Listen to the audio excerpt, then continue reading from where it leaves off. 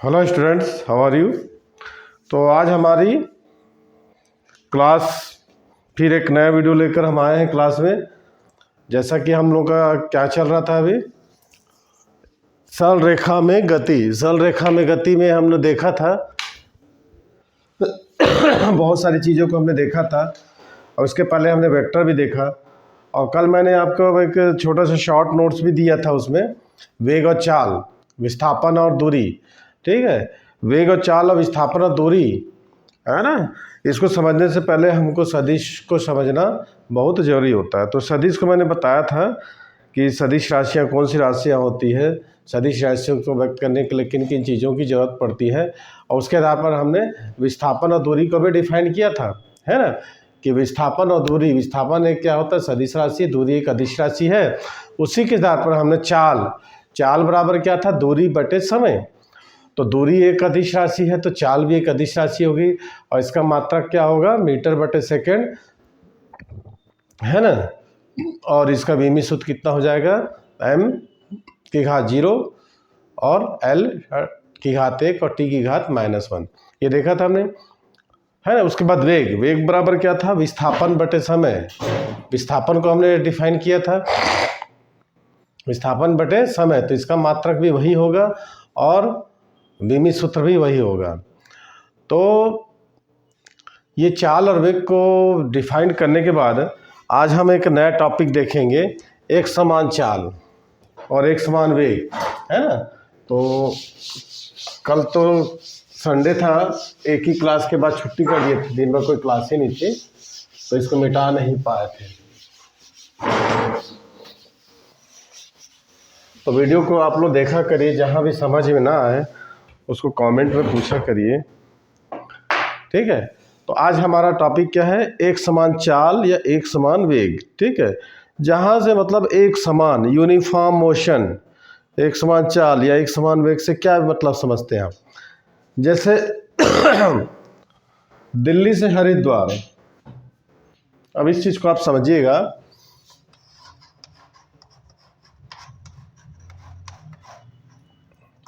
दिल्ली और ये आपका हरिद्वार,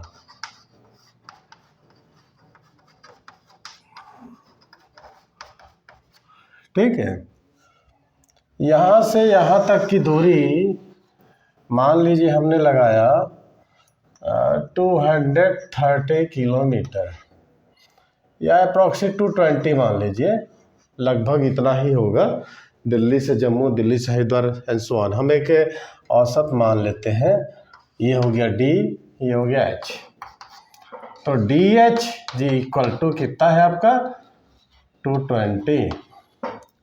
अब मैंने क्या है, दिल्ली से चलना चालू किया, दिल्ली से चलना, इसको हम टुकड़ों में डिवाइड कर देते हैं, ठीक है।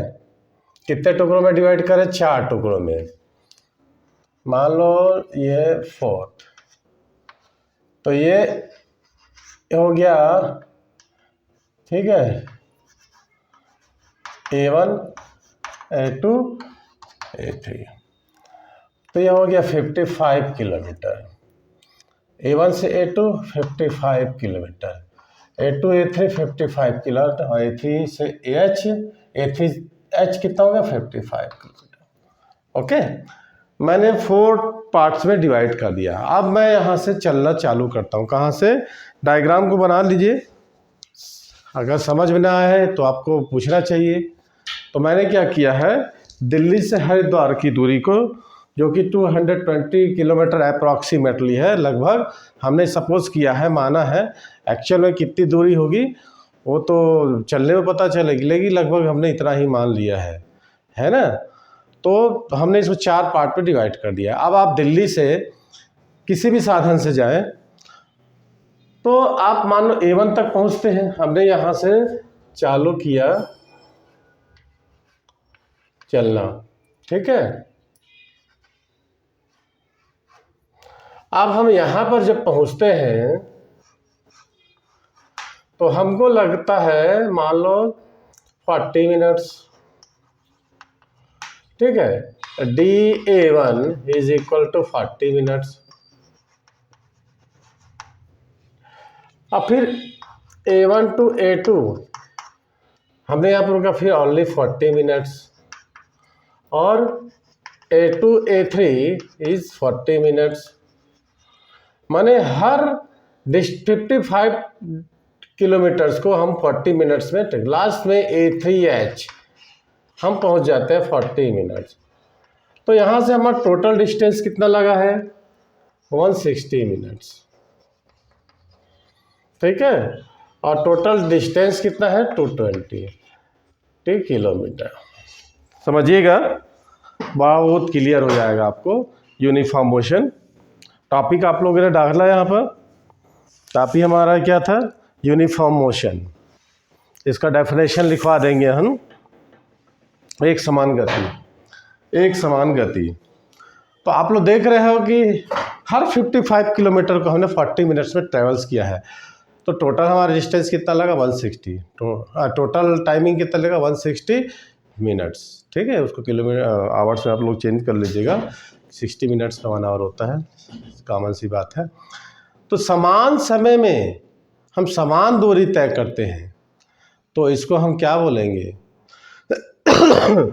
समान समय में हम समान दूरी तय करते हैं, क्या लिखे हम, जब कोई वस्तु, ठीक है, समान समय में, है ना, समान दूरी तय करती है, जब कोई वस्तु समान समय अंतरालों में समान दूरी तय करती है, तो वस्तु की इस प्रकार की गति को हम क्या बोल सकते हैं यूनिफॉर्म मोशन, या फिर एक समान गति। When an object travel equal distance in equal interval of time, when object travel equal distance in equal interval of time, then its motion is said to uniform motion. In this condition, velocity of object is known as uniform velocity and speed of known as uniform, ठीक है। जब कोई वस्तु समान समय अंतराल में समान दूरी तय करती है, तो वस्तु के इस प्रकार की गति को हम एक समान गति कहते हैं, और इस प्रकार चाल जो होता है उसको एक समान चाल, और इस प्रकार के वेग को हम क्या बोल सकते हैं एक समान वेग कहते हैं। क्लियर हुआ यहाँ पर, कोई डाउट तो नहीं है? अच्छे से लिख लीजिए, हिंदी वाले या इंग्लिश वाले दोनों अलग अलग लीजिए। उदाहरण लीजिए, किसी होमोजेनियस मीडियम में जो वेलोसिटी ऑफ लाइट एक समान नहीं होता है ना, किसी समांगी माध्यम में लाइट और प्रकाश का वेग, किसी होमोजेनियस या समांगी माध्यम में लाइट का वेग जो होगा वो क्या होगा एक समान वेग होगा। अब हम बात करते हैं, ये क्लियर हुआ, माने वेलोसिटी, यूनिफॉर्म वेलोसिटी,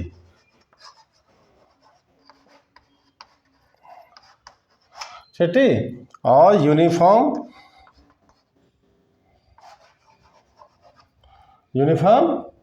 वेलोसिटी के बाद स्पीड, एक समान चाल,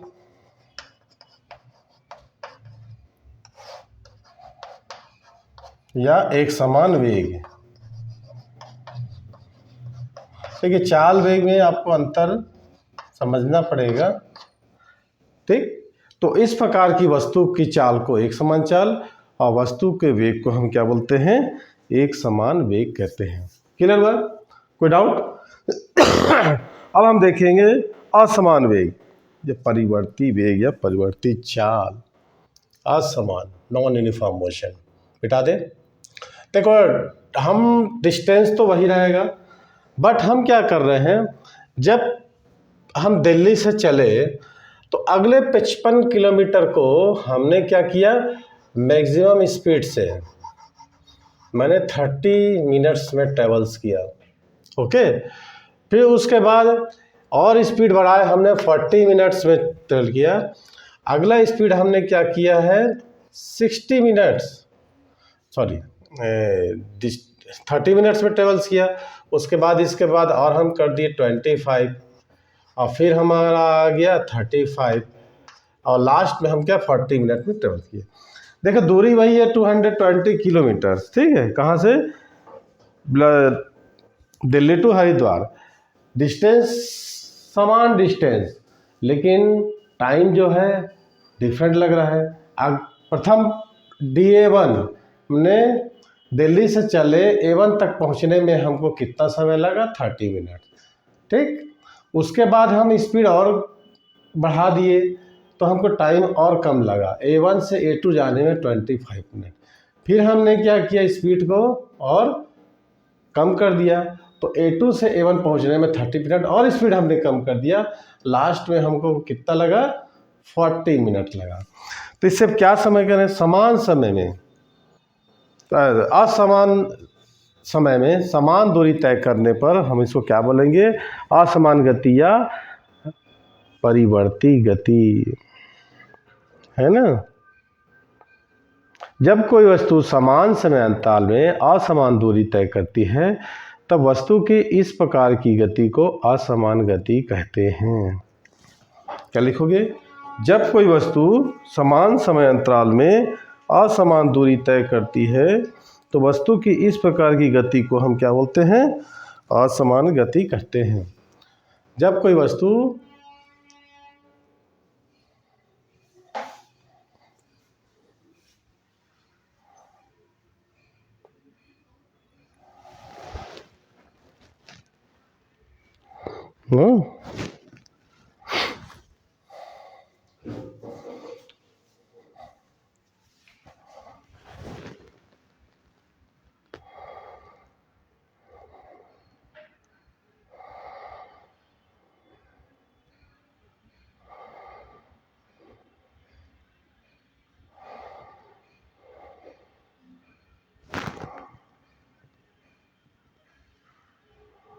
ओके।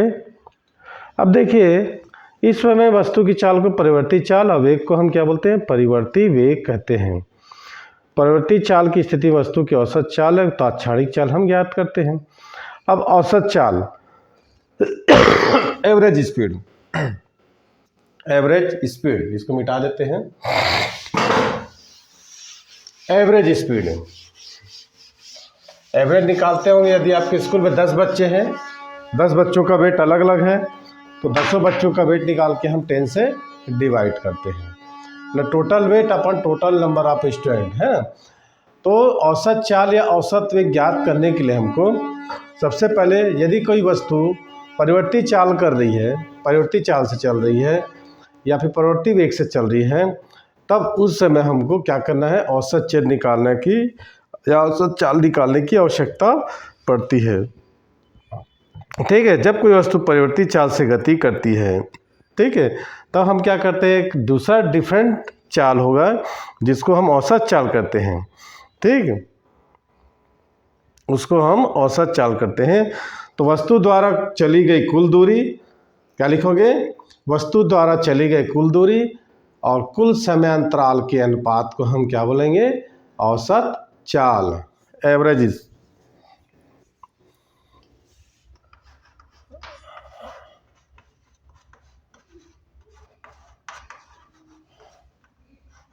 एवरेज वेलोसिटी,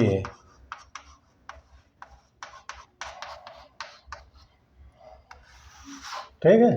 और एक होता है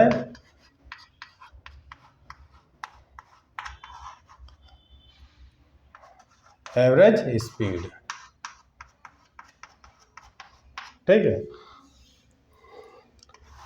टोटल डिस्टेंस,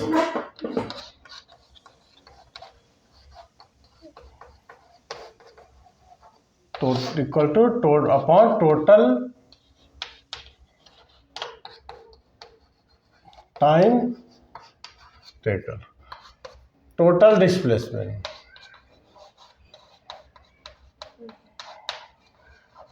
अपॉन टोटल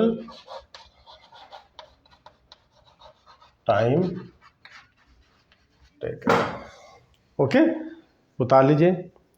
तो दोनों में क्या दे रहा है आपको कि कुल चली गई दूरी या कुल विस्थापन के अपॉन कुल समय अंतराल को हम क्या बोलते हैं, औसत चाल या औसत वेग।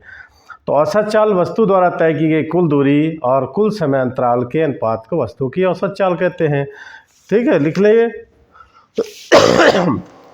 Average speed is defined as the ratio of total distance travel by the object to the total time taken. ठीक है, क्लियर। उसके बाद हम तात्क्षणिक चाल और तात्क्षणिक वेग को देखेंगे।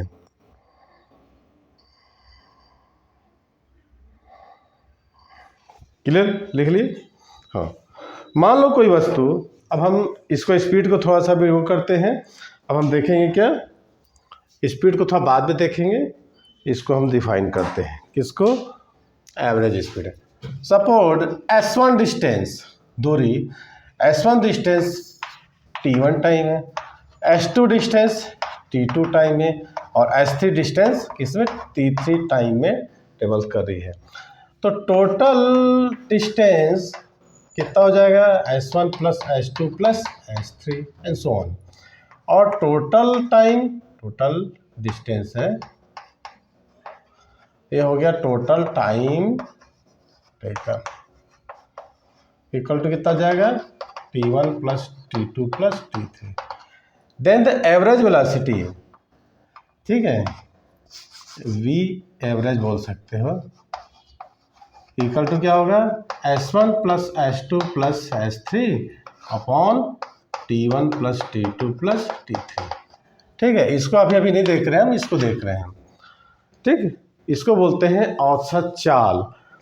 क्लियर। अब देखेंगे हम तात्क्षणिक, इंस्टेंटेनियस वेलोसिटी, है ना, इंस्टेंटेनियस स्पीड को देखेंगे हम। तो सबसे पहले इसको लिख लीजिए, डेफिनेशन बहुत इजी है, कोई दिक्कत की बात नहीं है। ये 9th का पोर्शन है ये, इसलिए इसको थोड़ा सा ध्यान देंगे, क्योंकि 9th में आप लोग पढ़ चुके हैं। ठीक है, अब तात्क्षणिक चाल। तात्क्षणिक चाल, किसी क्षण विशेष पर वस्तु की चाल को हम क्या करते हैं, तात्क्षणिक चाल। द स्पीड ऑफ ऑब्जेक्ट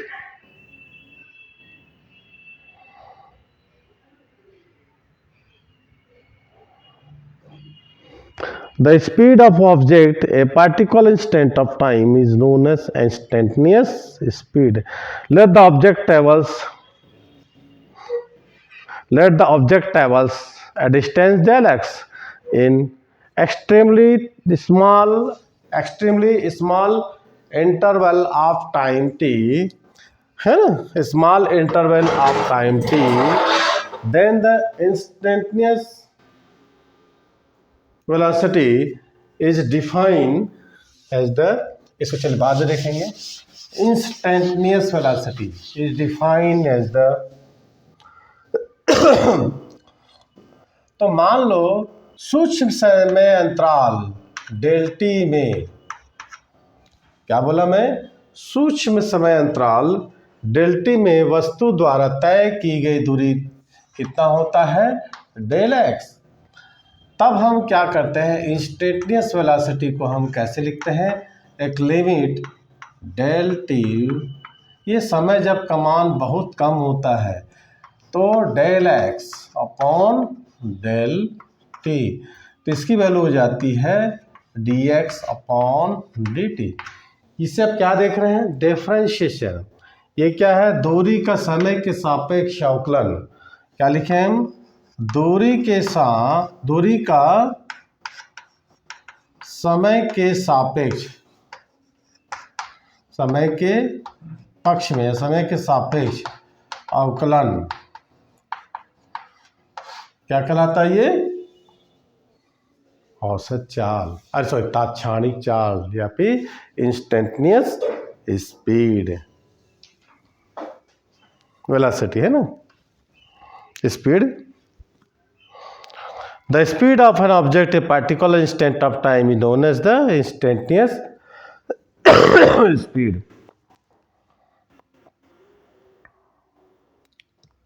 हो गया। किसी वस्तु की तात्क्षणिक चाल समय के सापेक्ष वस्तु की दूरी के अवकलन गुणांक के बराबर होता है। The instantaneous speed of the object is the first differentiate coefficient of distance table. Clear हो गया इसका। अब देख लिए एवरेज वेलोसिटी। अब क्या देखेंगे अपन, एवरेज वेलोसिटी।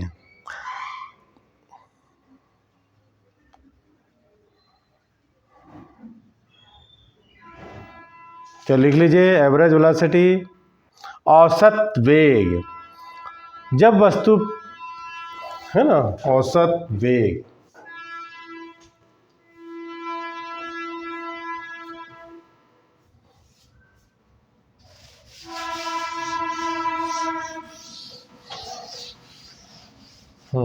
हेडिंग डालिए।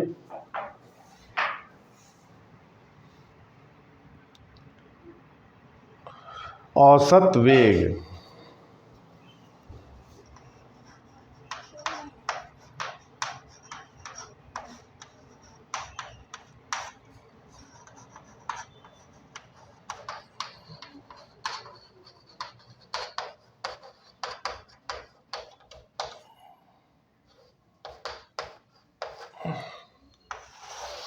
ठीक है। अब वेग बात है तो यहाँ पर क्या होगा, विस्थापन होगा। मैंने इसका डेफिनेशन आपको बता चुका था। It is defined as the ratio of the total distance to the total time taken of the object. ठीक है, ठीक है। It is the defined as the ratio of total distance travel by the object and the total time taken. तो कुल दूरी, sorry, कुल विस्थापन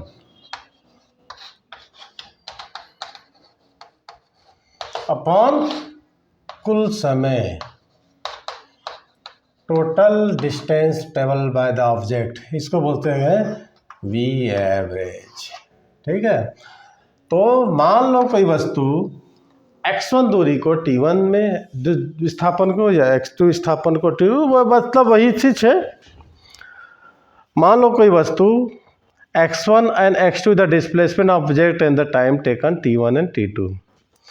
क्या बोला मैं, लिख लीजिए। तो विस्थापन चल लिखिए। मान लो कोई वस्तु x1 पर डिस्टेंस कितना ले रही है, h2, और x2 पर डिस्टेंस कितना ले रही है, सॉरी, t1, और x2 पर कितना हो रहा है, t2। तो इसका डिस्प्लेसमेंट कितना होगा, x2 माइनस x1। ठीक है। देखिए डिस्प्लेसमेंट की बात आ रही है तो यहाँ पर x2 माइनस x1 होगा। ठीक है। x1 into डिस्प्लेसमेंट ऑब्जेक्ट है। ठीक है। x1 and x2 is the displacement of object and time taken भी कितना हो जाएगा, t1 एंड t2। तो टोटल डिस्प्लेसमेंट कितना हो जाएगा, x2 माइनस x1, और टोटल टाइम टेकन कितना हो जाएगा, डेल टी बोल सकते हो, इसको डेल एक्स बोल सकते हैं। तो वी एवरेज हमारा क्या निकल जाएगा, del x upon del t. तो ये हमारा क्या हो गया, एवरेज वेलोसिटी, औसत वेग। एवरेज स्पीड को हमने निकाल लिया था, चाल को। अब हम निकाल रहे हैं किसको, एवरेज वेलोसिटी को। क्लियर हुआ। अब हम निकालेंगे तात्क्षणिक वेग। ओके। तो किसी क्षण विशेष पर,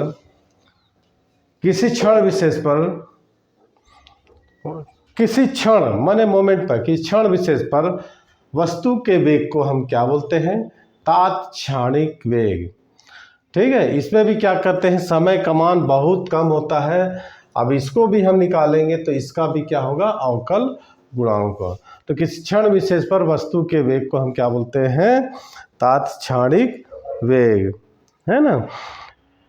the speed of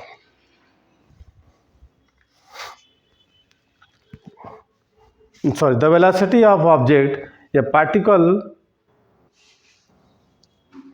the velocity of an object, क्या लिखोगे, the velocity of an object particular time, the velocity of an object particular instant of time, the velocity of object particular instant of time is known as instantaneous velocity. Okay. अब मान लो del x distance, बहुत मान लो del x displacement travel करना है, बहुत कम समय अंतराल del T लेती है, तो इंस्टेंटेनियस हम इसको क्या लिखेंगे, लिमिट वही है del t extensive to zero और del x upon del t, ये हो जाएगा d x upon d t. ये हमारा क्या निकल गया, इंस्टेंटेनियस वेलोसिटी, तात्क्षणिक वेग। क्लियर हुआ यहाँ पर, तात्क्षणिक वेग, तात्क्षणिक चाल। The instantaneous velocity of an object is equal to the first differentiate coefficient of its displacement with respect to time. Okay, कोई दिक्कत यहाँ हो गई, एकदम आसान है। जब वस्तु परिवर्ती वेग में गति करती है ना, तब औसत वेग को हम परिभाषित करने के लिए रिक्वायरमेंट होती है, ठीक है। इसका क्या डेफिनेशन लिखोगे औसत वेग का, दिए गए समय अंतराल में वस्तु के कुल विस्थापन, दिए गए समय अंतराल में वस्तु के कुल विस्थापन और कुल समय अंतराल के निष्पत्ति को, अनुपात को, रेशियो को उस वस्तु का औसत वेग कहते हैं।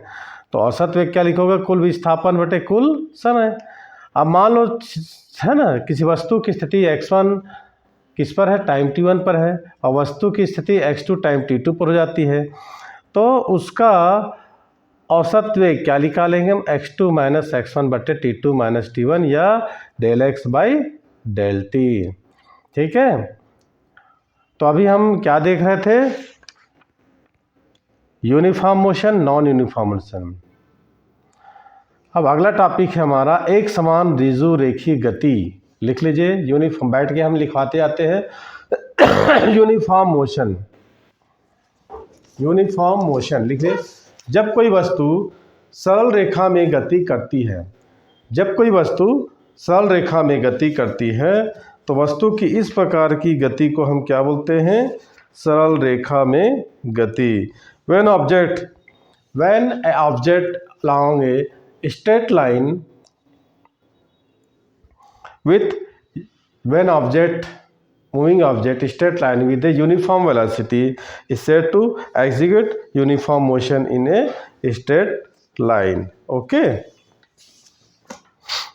जब कोई वस्तु सरल रेखा में गति करती है, तो वस्तु के इस प्रकार की गति को हम क्या करते हैं, एक समान रिजु रेखीय गति।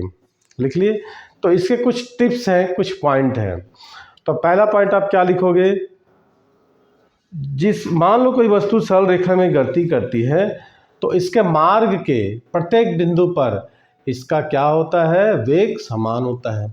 जब कोई वस्तु सरल रेखा में गति करती है, तो इसके मार्ग के प्रत्येक बिंदु पर क्या होगा, वेग एक समान होगा। आप लोग लिख लीजिए पहला पॉइंट।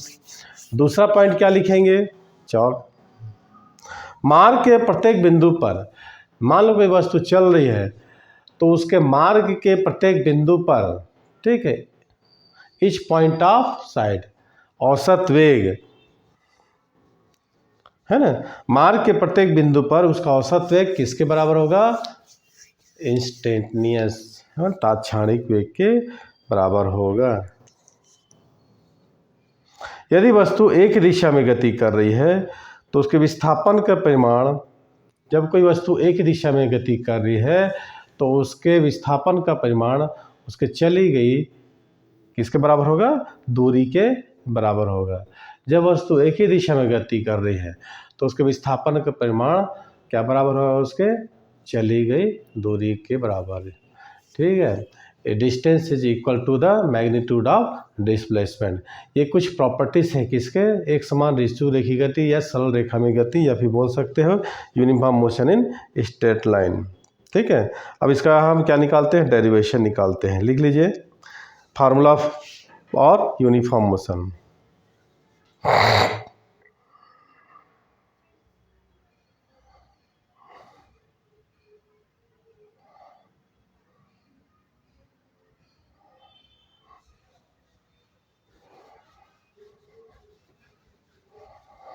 मान लीजिए कोई वस्तु सरल रेखा का हम कहते हैं ओ एक्स,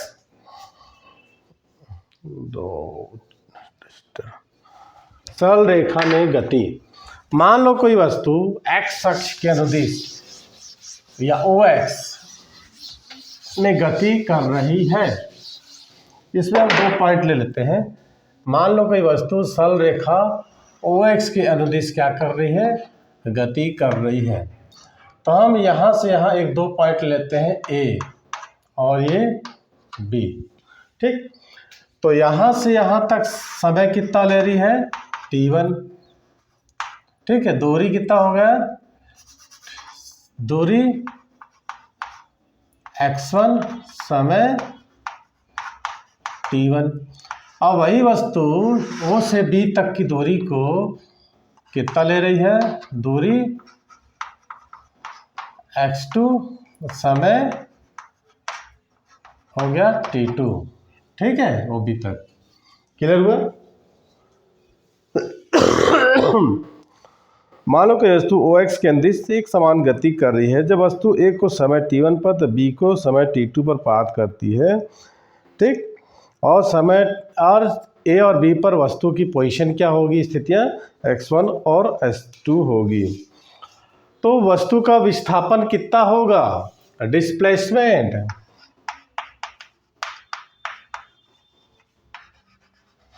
डिस्प्लेसमेंट कितना हो जाएगा, ये यहाँ से यहाँ तक वस्तु डिस्प्लेसमेंट, ये x2 माने OB minus OA this are equal to x2 minus x1। और टाइम इंटरवल कितना हो जाएगा,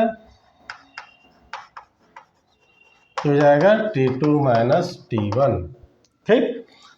क्लियर हुआ। मान लो कोई वस्तु OX के अनुदिश गति कर रही है। यदि इसके किसी बिंदु A पर टाइम कितना ले रही है, T1, और दूरी कितना हो रही है, x1, और अगले ही किसी पॉइंट B पर डिस्टेंस कितना हो जा रहा है, x2, टाइम कितना ले रही है, T2, तो डिस्प्लेसमेंट होगा x2 माइनस x1 और टाइम इंटरवल कितना होगा, T2 माइनस T1, ओके।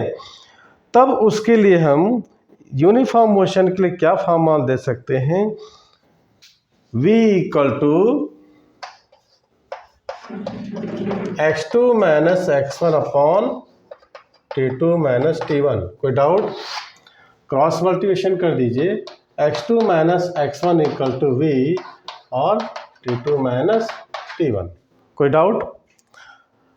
माने कोई वस्तु OX अक्ष के है, या अक्ष बोल सकते हैं, कोई बोल सकते हैं, moving along the OX direction and the velocity V equal to x2 minus x1 upon T2 minus T1। Why?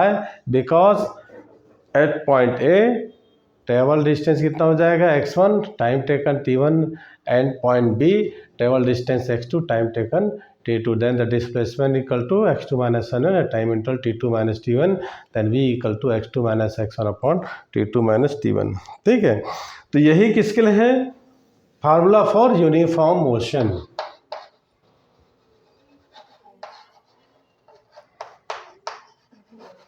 Uniform motion, ठीक है। क्लियर हुआ, उतार लीजिए। Let an object be in uniform motion along OX। The object crosses point A at time T1 at point B T2। Let the position object at T1 and T2 भी कितना हो जाएगा, x1 and x2। Displacement x2 minus x1, time interval इतना हो गया, तो हम निकाल लिए। अब हम मान लो इसमें पुट करते हैं। क्लियर हुआ, putting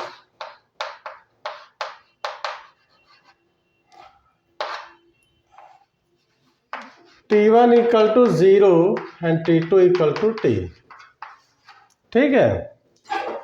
T1 equal to 0 and T2 and x1 is equal to x0 और x2 इक्वल टू कितना होगा, x। कोई डाउट। अब हम देखिए समय जब 0 था तो ऑब्जेक्ट का कंडीशन कैसी थी, x0 पर। जब समय बढ़ के t हो गया तो ऑब्जेक्ट कितना डिस्टेंस ट्रेवल किया, x। अगर इसी क्वेश्चन में हम पुट कर देते हैं जो यूनिफॉर्म मोशन के लिए आता है, तब हमारा एक नया फॉर्मूला कैसे मिलेगा, what is x2 is equal to x। इस x2 की जगह मैं रखूंगा x और x1 के जगह में x0। Then v equal to v, T2 equal to T minus 0। तो x minus x0 is equal to VT। x equal to x0 plus dt। कोई डाउट? ये हमारा निकल गया क्या, डिस्टेंस के लिए फार्मूला। ओके, तो मुझे लग रहा है कि यहाँ तक आप लोगों को समझ में आ गया होगा। अब कब हम इसका ग्राफिकल रिप्रेजेंटेशन देखेंगे यूनिफॉर्म मोशन का, जो आप लोगों ने 9th में किया होगा। ठीक है, इसके लिए अपने को देखिए, जब कोई वस्तु सरल रेखा में गति करती है, ठीक, दो कंडीशन होता है। ग्राफ में हम कैसे रिप्रेजेंट करेंगे, ये हो गया या ये हो गया, है ना। जब कोई बिंदु सरल रेखा में गति करती है, मूल बिंदु से होकर गुजर रहा है, और जब ये अंतःखंड काट रही है, तो हम जब सरल रेखा का समीकरण देंगे तो y = mx+c, या जब मूल बिंदु से होकर जा रही तो y = mx। ओके, और y/x = m = tan थीटा। ठीक है, इसको बोलते हैं झुकाव, प्रवणता। किसका? मान लो कोई वस्तु सरल रेखा में गति करती है तो कोई अंतःखंड इंटरसेप्ट नहीं काटती, उसके लिए फार्मूला ये होता है। और ये आपका tan थीटा क्या निकलता है, इसकी ग्रेडियंट निकलती है, प्रवणता निकलता है, झुकाव मिलता है। ठीक है, मान लो कोई ऑब्जेक्ट ऐसे हो जा रहा है, ये x अक्ष या y अक्ष से कितना झुकाव रख रहा है ना। ये तो इसको हम कल जो है ग्राफिकल मेथड से इसको देखेंगे।